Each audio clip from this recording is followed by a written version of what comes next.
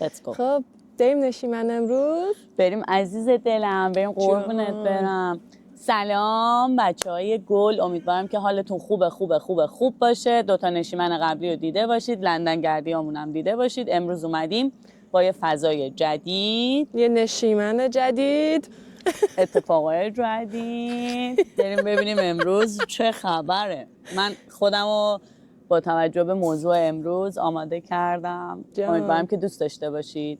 دین دین دین دین دین. سرخط خبرها. ای هواپیما 2 تا هم زن. یادت بچه بودیم دست تکون میدادیم، فکر میکردیم ما رو میبینن، در صورتی که اونا ما رو به کتف خودشون هم حساب نمیکردن. نه واقعا دیده نمیشه مگر موقع فرود مثلا خیلی باید دقت اونجوری کنید. خب برای من چه آورده ای مارکو؟ برایتان از رسم و رسوم عروسی ها آوردم. ریلی؟ واقعا؟ چقدر Really؟ جالب. ریلی؟ من خیلی خارجم. از این ورش چیز کنیم که دیده بشه. دیده زیبایی بشه. لیوان. ببین من داشتم چند وقت پیش خب به عروسی فکر میکردم و خیلی تو اینستا کلیپای عروسی زیاد میبینم میگن فرضاً که همچین عروسی گرفتم فامیلامون رو چیکار کنم فلان. من خیلی ناراحت میشم اینا رو میبینم. درسته که خب اصلا کاری به فامیل نداریم، شما یه میانگینی از اطرافیانتونید دیگه و خب اگه فهم کنید فامیلاتون به اون فضا نمیخوان خودتون هم شاید توی اون لولید. نه اینکه حالا فضا لول آدما رو تعیین بکنم، منظورم بحث مالیه. اگه مثلا مالی شما توی لول مثلا یه باغ تالار معمولیه، خب اگه یه جای خیلی خوب بگیرید یعنی خب خودتون یه ذره بالاتر گرفتید. فضا رو از اون سطح مالی خودتون انتخابتون هم بوده. ولی خلاصه داشتم نگاه می‌کردم بحث‌های مختلف، هی همه مخالف بودن، موافق بودن، گفتن فامیلای ما فلان، هی عکسای عروسی میذارن دارن شاباش میدن اون وسط مام بزرگه میاد. ببین بدترین چیزی که تو عروسی من بود، بدترین چیز، یکی از دوستای داداش مصطفی، بذار اینو بزنم بالا چتریام اجازه نمیده، دوستاشو آورده بود. خب زن دوستش اوورال پوشیده بود، اوورالی که شلواریه ها، نمیدونم اسمشو دارم درست میگم یا نه. درسته دارم درست میگم. شلواری پوشیده بود، بعد مثلا انگار اومده مثلا دوره همی کردان. خب پدرسگ اونو میپوشی نیا وسط برقص، اون گوشه ها برقص یارو بتونه ادیتت بکنه. وسط دیگه بندری خوابیده بود. تو تمام مراسم منم هست، تو تمامش، یعنی از 0 تا 100 پا به پای من چسبیده به اینجا. خب میدونی من چجوری دوست دارم؟ من میگم آدم باید یه عکاسی و رقص جدا داشته باشه. آره. بعدش اصلا اگه بشه یه روز دیگه، بعدش دیگه واقعا برات مهم نباشه مهمونه اصلا هر کاری که هلیکوپتری بزنه فلان بکن. چون الان حس میکنم عروسی، حالا این که تو میگی شاید اون درس کد فضا رو رعایت نکردین، همه جای دنیا یه چیزیه که خب آدما دوست ندارن تجربه کنن، ولی یه سری خیلی دیگه حساسن روی این که مثلا فامیلم این لباسو نپوشه، فامیلم مثلا خیلی دیگه خواهر شوهر نه سفید نپوشه. نه سفید و اینا اوکی، مثلا چه میدونم رنگای عجیب غریب خاکی مثلا نزدیک به سفید نپوش، نقره‌ای نپوش خیلی تو چشمه، موهاتو خیلی مثلا تاج نذار فلان، اینا تا یه حدی اوکیه. ولی دیگه این که بخوای خیلی خودتو ناراحت کنی و مراسمای عروسی داره میشه فیلمای هالیوود، واقعا داره میشه فیلم هالیوود. خیلی دیگه شوه. مثلا بچه‌ها رو نیارید فلان نکنید. خب بچه‌شو کجا بزنی یارو؟ خب اصلا بچه که به نظرم از 4-5 سال به بالا لذت میبره از عروسی. از اون سن به پایین اوکی متوجه نمیشه، فضاش تغییر میکنه، بعد صدای موزیک اذیتش میکنه. خیلی جا این خیلی چیزیه که جا افتاده نمیارن بچهای کوچیکو. خیلی جا هم دیگه طرف اگر واقعا جایی نداره بذاره خب بیاره، چه اشکالی داره؟ خب کنترل بیاره ولی کنترل کنه دیگه، نگه بچم همینه که هست. خب همون اونم بحثش جداست. یه وقتایی مثلا طرف از دستش در میره، همه دیگه میدونیم دیگه، یه وقتا اتفاقی این مسائل تا جایی که میشه تلاششو بکنه. ببینم تلاشتو کردی. آره ولی اگه نشدش دیگه باشه اوکی، آدم میفهمه قبول میکنه. ولی یه سریا هستن مثلا اصلا عروسی هم نه، یارو میاد مثلا تو رستوران کافی شاپ فلان، بچه ار هیچ تلاشی برای آروم کردن اون بچه نمیکنن. بابا بکنید چرا اونم تلاشه.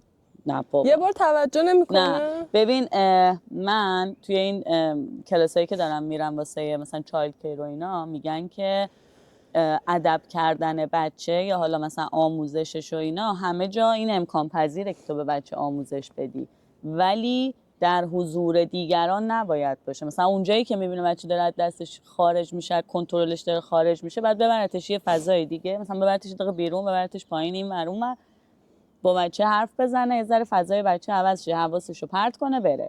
خب آموزش اصلی و تربیت توی خونه و توی محیط خونه باید باشه، نه بیرون. راست میگی. این هستش. حالا من حالا خیلی تجربه ندارم در این زمینه، خیلی عزیز. نمیتونم نظر بدم. هر چی شما بگی درسته. خواهش میکنم. راجع به عروسی میفرمودید. ولی در مورد عروسی آره میگم داره شبیه فیلم‌های هالیوودی میشه. خیلی همه دیگه دارن واکنش نشون میدن و خیلی شبیه فیلم‌های هالیوودی. رقابتی شده توی سوشال مدیا که عروسی من مثلا خفن تره. اصلا یه چیز عجیبی شده. من میگم شما اگه بلاگری، اگه مثلا تولید محتوا می‌کنی، کانتنت کریئتوری، خب اگر شغلت اینه اوکی باید به این چیزا توجه بکنی. ولی وقتی نیستی چرا باید انقدر روی دیتیل، روی این که مثلا خودتو بقیه رو عذاب بدی، ویدیوم نمیدونم سینماتیک باشه، اینم نمیدونم فلان باشه، حتما هلیشات باشه، اینا همه اوکیه ها، اما این حساسیت زیاد روی مهمونا، پس اینجوری تک تک مهمونا رو باید بری خونه‌شون شما تعیین بکنید چی بپوشن. این خیلی این که تعیین کنید چی بپوشن مربوط اون ویدیویی که لباسا همه لاکچری و خیلی خفن بودن میگفتن فامیلای ما این لباسا نمیپوشن. خب نمیتونن خیلی ها، مگه همه آدما سلیقه و شرط مالیشون اینه گرون شده، همه چیز گرون شده. تو ساده ترین لباس هم بخوای بعد 3-4 میلیون پول بدی، ساده ترین. ولی همه جا آره به نظر من همه جا همینه، یه ذره باید احترام گذاشت به نظر هم دیگه. آره. ولی حالا میخوام چند تا فکت باحال. اول یه توضیح در مورد لوکیشن بدیم. بله حتما. بله خواهش میکنم. اینجا پشت خونه نازگلیناست، گاردنشونه در واقع و و ما گفتیم این دفعه بیایم بیرون بشینیم، یه ذره فضا رو عوض کنیم، یه ذره به صدای طبیعت گوش کنیم، یه ذره تو فضای نچرال غیبت کنیم. آره حال میده. حال میده. حالا اینجوری فضای نچرال غیبت نکردم. یه ذره در طبیعت غیبت بکنیم و تجربه بکنیم. امیدوارم که غیبت خوبی کنیم. باشه سبزی رو بیار. نه الان سبزی کجامون در اومده، حالا بعدا بهتون نشون سبزی رو بیار پاک کنیم. الان کامل نشده سبزی. میخوام یه چند تا فکت باحال برات بخونم در مورد آداب و رسوم عروسی توی کشورهای مختلف. خب یه دقیقه من عینکم بدم بالا به هنوز قسمت عروسی. من عینکم دارم. فکلم خراب شد. نه عالیه. خب من فکلم چون خیلی مهمه. ما عروس دشتی. آره ما تا میگن عروسی سری فکل درست میکنیم. خب بفرمایید. خب یکیش چینه. توی چین قبل عروسی از 1 ماه قبل معمولا عروس با هر روز گریه کنه، چون نماد شادی در آینده است. میگن اگه این کارو بکنی در آینده زندگی شادی داری. قبل عروسی به مدت 1 ماه هر روز شما میری گریه میکنی. عروس ساعتش میشه من برم گریه کنم بیام. بابا چه کاریه؟ نماد شادی در آینده است دیگه. اگه افسرده بشه چی بعدش؟ دیگه روتین شده. میگن اگه یه ماه با گریه دووم آورد و هنوز تمایل به ازدواج داشت یعنی زن زندگی. آخه میگن اگه یه عادتی رو 21 روز انجام بدی اون دیگه میره تو وجودت. این تا ابد گریه میکنه دیگه. آره دیگه براش نمیفهمه، سر میشه، حالیش نیست دیگه. بعد عروسی هم افتضاحی به بازی گریه کردم من آمادم. اینا قبل عروسی ازدواجشون رو به هم میزنن. حالا تو اسکاتلند عروس دومادو اسمش مراسم سیاه کردن عروس و داماده. روی عروس دوماد قبل عروسی، قبل حالا مراسم نه احتمالاً مثلا یه چیز مثل بچلرز پارتی و ایناست. هنابندون خاک و تخم مرغ و آرد میریزن تا برای سختی‌های زندگی آمادهش میکنن. من اسم این ویدیوهایی که میبینیم این کارو میکنن میگیم چه کار زشتی. خاک و تخم مرغ چیزایی مثلا کثیف میریزن، آرد میریزن. یکی در چیزای کثیفه دیگه. چه رسم مسخره‌ایه دیگه. بدتر از اینم هست. ما تو گوش ایران کن. این رسما خدا رو شکر نداریم واقعا که اینجوری کثافتکاری باشه. حالا به ایران هم میرسیم. ایران داریم؟ نه بابا ایران نداریم، من مطمئنم. حالا توی مالزی و اندونزی ممنوعیت دستشویی دارن. برای من خوبه. من اگه عروس بودم تو اندونزی نمیتونستم. ببین من همین الان باید برم دستشویی. تو قبیله عینک بزنم که آها یه ذره پروتر به نظر بیام. در قبیله به نام تیگال در مالزی، در مالزی و اندونزی، عروس و داماد 3 روز پس از عروسی اجازه دستشویی رفتن ندارن تا خوشبختی طولانی مدت داشته باشن. من هم تو اون خوشبختی که هم وصله. یعنی چی؟ چجوری میشه؟ خوشبختی دیگه به خیلی چیزا 3 روز نری دستشویی؟ 3 روز پس از عروسی یا امام زمان هیچی نبود این. بریم کمپ کنیم. مادر طبیعت درنشو سرویس کرد. نگرزم میگم بریم تو طبیعت، مادر طبیعت بهمون انرژی بده. مادر طبیعت سرویس. آخه لعنتی این صندلی و خودش اینه سوراخ اینه صدای اینه. احساس امنیت شیار داره. ببین آره میدونم اشکال نداره، هیچی نیست مامان بشین قربونت. نکست تایم برات عوضش میکنم، اون یکی رو میذارم دفعه بعد. خب تا 3 روز اجازه ندارن دارن. ببین شاید مثلا تو قبایل خاصه دیگه، شاید دستشویی شما 1 و 2 فرق بکنه. مثلا بگن 1 نکنید 2 رو میتونی 2 نکنید 1 بکنید. ولی اگه 1 و 2 با هم بیاد چی؟ چه حالی میده هفته دوم عروسی درگیر دعوا درمون باشی. در قبیله ماسایی در کنیا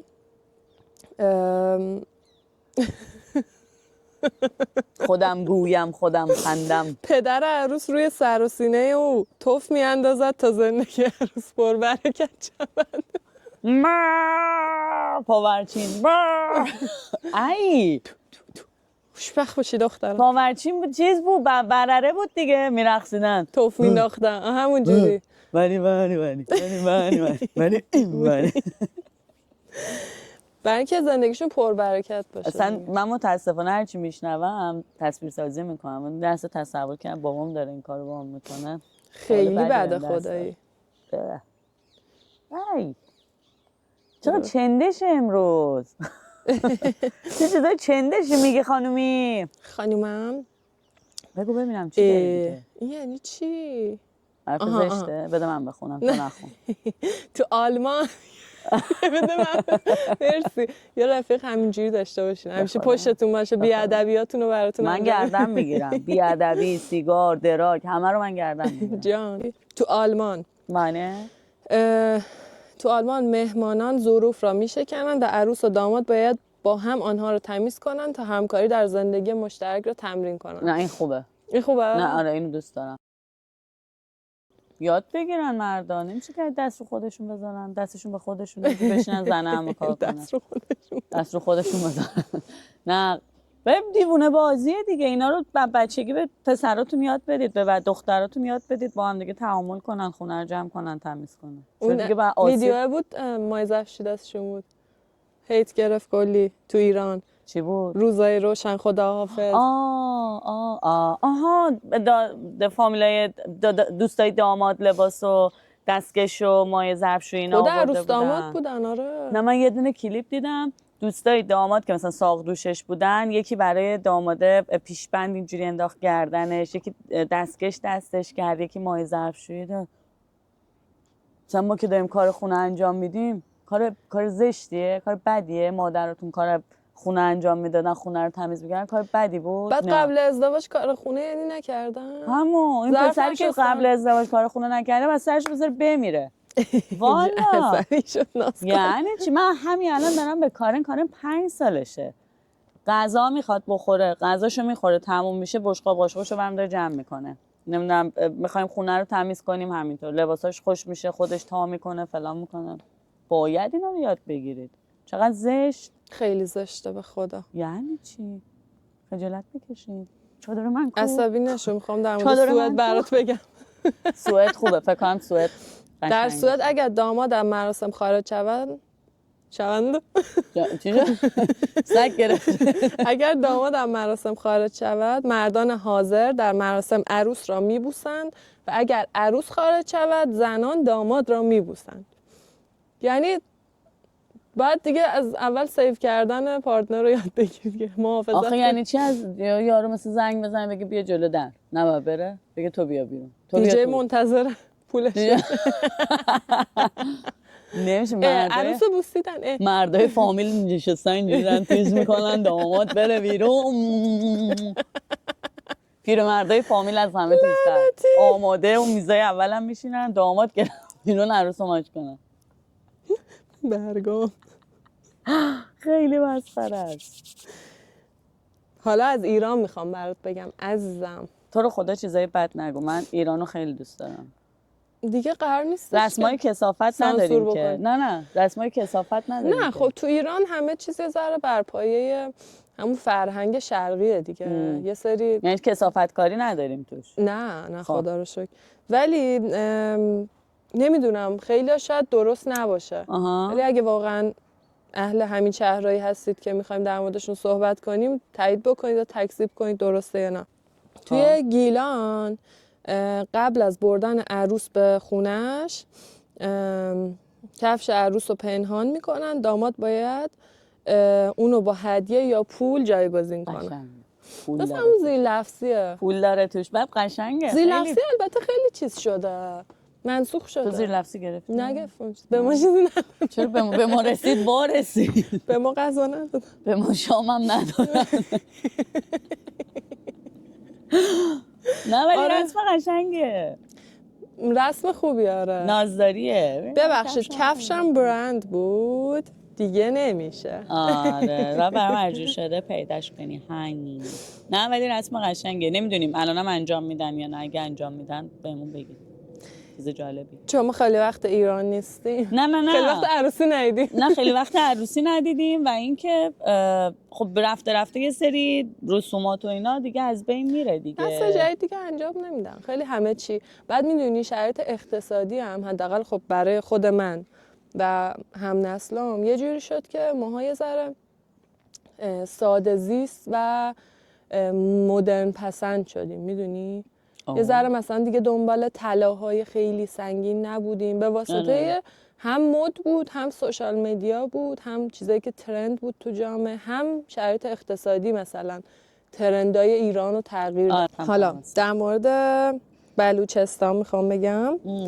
تو برخی نقاط بلوچستان عروس سوار بر شتر یا با صدا اومد سوار بر شتر یا اسب فرار میکند و داماد باید او را دنبال کرده و بگیرد. این کار نماد تلاش برای به دست آوردن عشق است. خدایا چقدر زیبا. خیلی ناناسه. ببین تو ژاپن اون وقت توالت نمیرن. ببین چقدر زیباست. آره. شتر میدوه؟ شتر میدوه آره. خب رسم بلوچستان خیلی قشنگ بود، دوست داشتم. من گیلان بیشتر دوست داشتم. گیلان بحث مالی توش شد. من مالی دوست داشتم. اون کلیپه بود که دامن پوشیده و 5 نفر.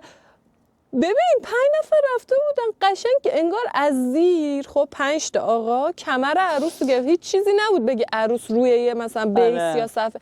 از زیر دامن عروس رفتن تو 5 تا آقا کمر عروس رو گرفتن هی مردنش بالا میچرخوندن. بعد حتی قشنگ هم نبود چون عروس تا اینجا دامن بود، اینجا به پایین نیم تنه پایینی 5 تا آقا بود. یعنی حتی تو فیلم برداری هم چیز جذابی بود.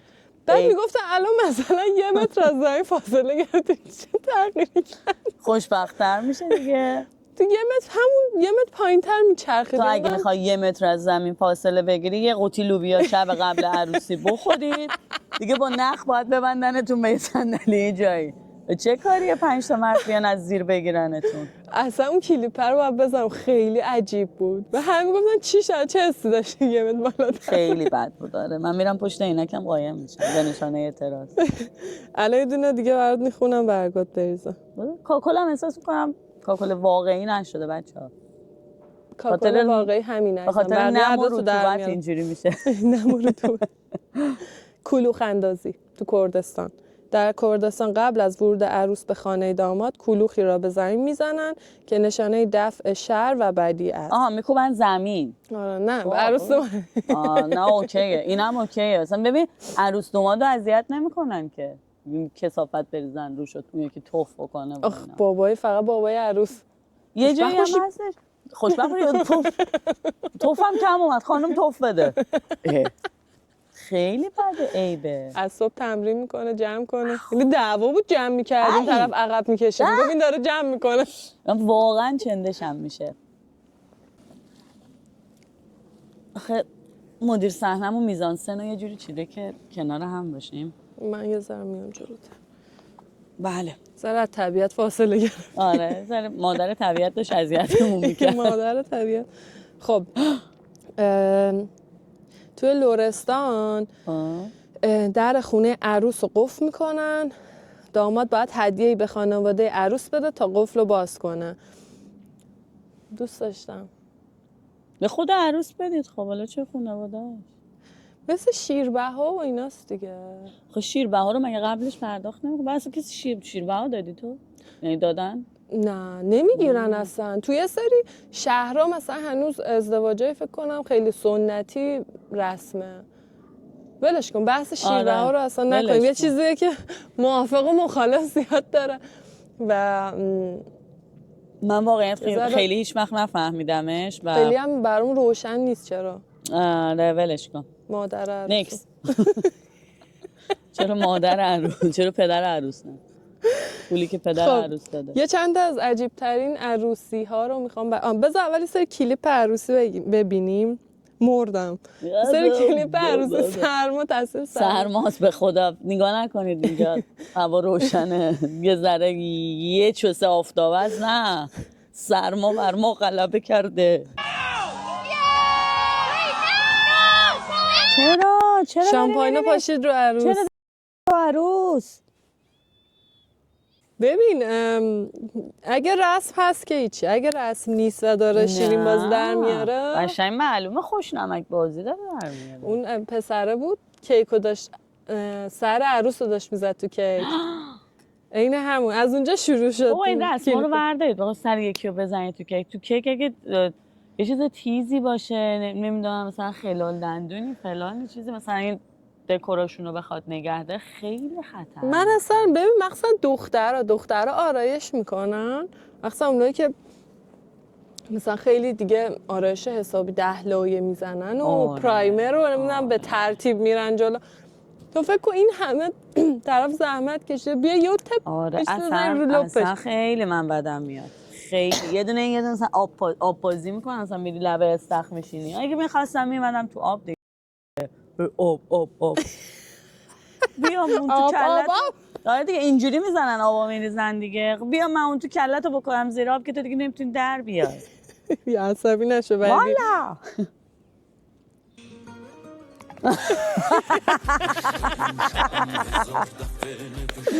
زیر فشار زندگی شلوارش پاره شد. من خیلی دوست داشتم شلوار کلا خیلی از پایین به بالا چاک خورد. احساساتی سبالو بود. من داره گریه میکنه. اولش گریهش ببین یهو میزنه زیر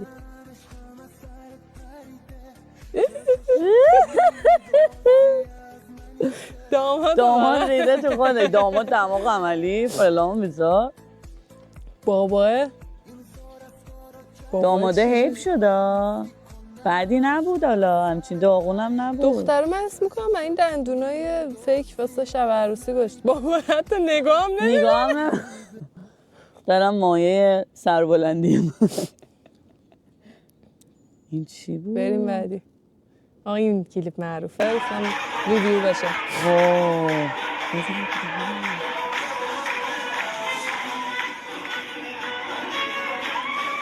این از ایناست که تک تک مهمونا لباساشون این همونه که میاد میگه چیزه ماشاءالله به چشم ابروش کشکک عروس چقدر قشنگه. شله دهنش همونجا به عنوان که مهمونا بودن پاره میکردن. نزا بچه ببین من میگم آقا بچه بچه معلومه اومد وسط دیگه اومده دیگه ولش کنید بعدش بشید غیبت کنید خیلی حال میده اون وسط دعوا نکنید. اصلا بعد عروسی اصلا باید بشینید یه جا جمع شید بشینید فقط غیبت این کنید. خلبانا من داره میفته خلبانا اینجوری میکنه. آخ اینم خیلی باحاله. ای وای ای وای نه تنها بچه نیاریم اسکولای فامیلم نیاریم شوهرم ماهاتونم نیاریم. عروس راضیه اونو موهاشو اونجا روسری سر کرده. هندی هم فکر کنم. چرا خوابی این زنه یا مرده؟ این آقای اون پشتی خانومه. وای یه بار دیگه وای. ارزش دیدن داره. این خانوم خوابیده من فکر کردم مرده. مردیه برای خودش. نوشته امیدوارم عروس داماد فامیل باشن این ننگ تقسیم بشه.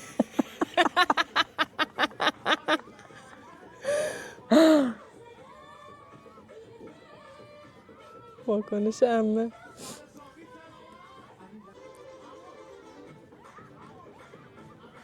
من یه آبروریزی تو عروسی یکی از دوستام کردم. همینجوری رقصیدی؟ نه اصلا نمیشه عنوان کنم. باز چی شروع کردی پس؟ فقط در این حد بگم که ما داشتیم میرقصیدیم خیلی هم قشنگ شروع کرده بودیم به عنوان دوستای نزدیک عروس 2 نفر بودیم با عروس داشتیم میرقصیدیم. هوا سرد من. یه مقدار قطع گیری دستمال نوتر دارم. داشتیم ما میرقصیدیم. لباس منم بلند این مدل ماهیا خیلی مشکل کرده بودم و رفتیم داشتیم میرقصیدیم. این نمیدونم که فامیلای اینا برداشت مروارید ریخت رو سرمون. مروارید اینجوری گردالو هست با نقل و سکه و اینا همجوری 2 تا ریخت و رفت. این ریخت دومی و ریخت من لنگم رفت هوا چون رفت زیر پاشنه کفشم. افتادی زمین. همین لحظه که اینجوری داشتم میافتادم دیدم این دوربینا هستش که میاد بالا سرم اون بالا سرم. این که آبروریزی سازم اتفاق میفته دیگه. نه این آبروریزی برای اونیه که مروارید ریخته کف سالن. نه اصلا نمیتونم بگم ادامه‌شو ولی خیلی بد خوردم زمین و دیگه روم نمیشد بلند شم. برای اولین بار یه جوری خجالت کشیده بودم. همینجوری میرقصیده این زن رو زمین. اصلا ببین واقعا خود عروس اومد جمعم کرد. منم اومدم بیرون دیگه نرفتم تو سالن برقصم دیگه کلا تو محیط بیرون میرقصیدم. تنها نازگل. آره خیلی بد بود. لعنتی. این برای خانواده عروس بد چیزیه.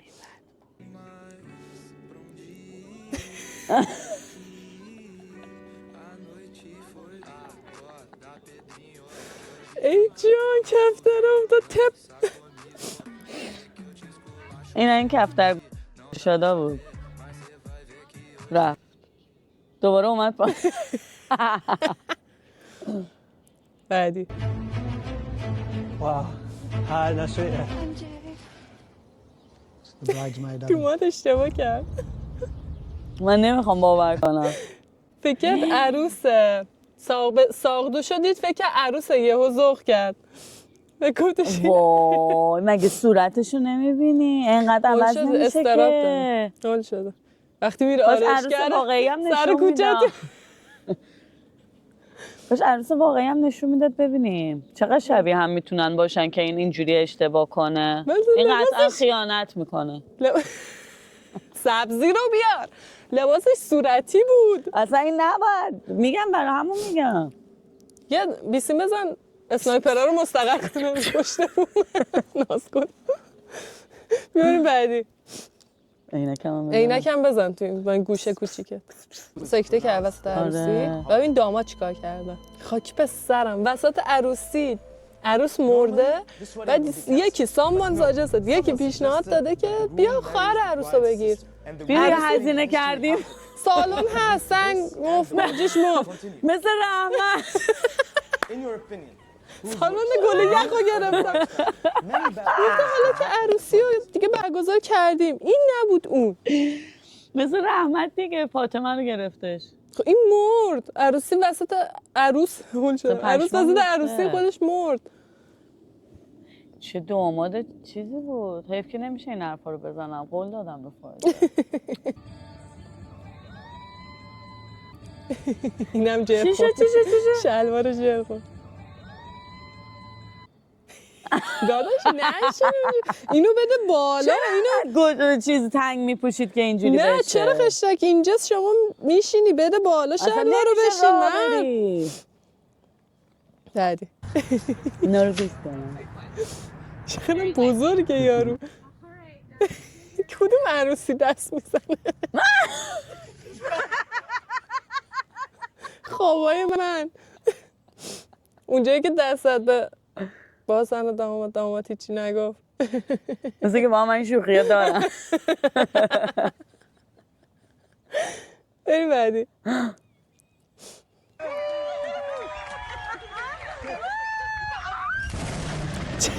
یه خمر اوه شورت و مرت و ناموس رو به باد داد.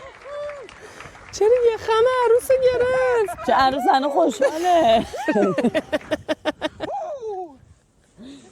یه بار دیگه پاشو بخوره زمین تمومه. چرا یه زد زیر عروس؟ بریم بعدی. اینو که دیدی؟ شاید عروس نشون بده. اینه آج خانم اومده. بگو همه ساقدوشا دارن میرن یا گرما رد میشه. آج خانم رو عروسی.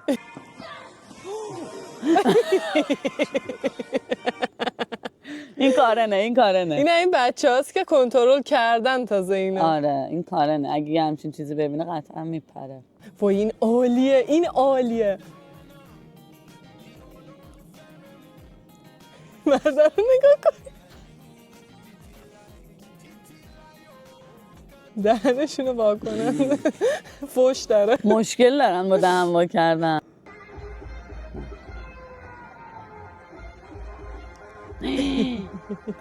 اون زنه آخرش عالیه.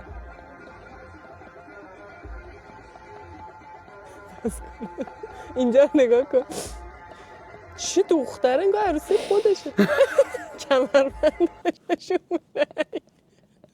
آخرش که کمربند نشون میده قشنگ احساس رضایت میکنم. خیلی خوب بود ولی همیشه در مورد عروسی حرف بزنیم. خیلی قشنگ بود ولی کاش یه سری از این کلیپ هم یعنی من کوتاهی کردم دیگه. دوست داشتم از این چیزا هم جمع. خیلی داره سرد میشه. آره متاسفم. پتو همین قدیه پتواتون این شما. پتوی کارن شما برداشتی. پتو بچه آره متاسفم. خیلی سرده. آره سرده. خیلی سرده. بچه خانم میتونیم بگیم این برنامه قشنگی بود. خیلی خوش گذشت به من که خیلی خندیدم، خیلی حال کردم. امیدوارم که شما هم خیلی دوستش داشته بوده باشید و لایک کنید، سابسکرایب کنید، کانال رو به دوستاتون معرفی کنید، کامنت هم بذارید، با هم دیگه تعامل داشته باشیم، بذاره حرف بزنیم، بشناسیمتون. شاید براتون جایزه هم در نظر بگیریم. چطوره؟ 10 تا آیفون 16. 16 تا 16 تا 16 تا آیفون 16. این رو ریتمش قشنگ‌تر میشه. نه ولی حالا با جایزه‌های کوچولو شروع بکنیم. دمتون گرم که این ویدیو رو دیدید، با ما بودید. دوستتون داریم. ماچ به کلتون. دوستتون داریم. خدافظ.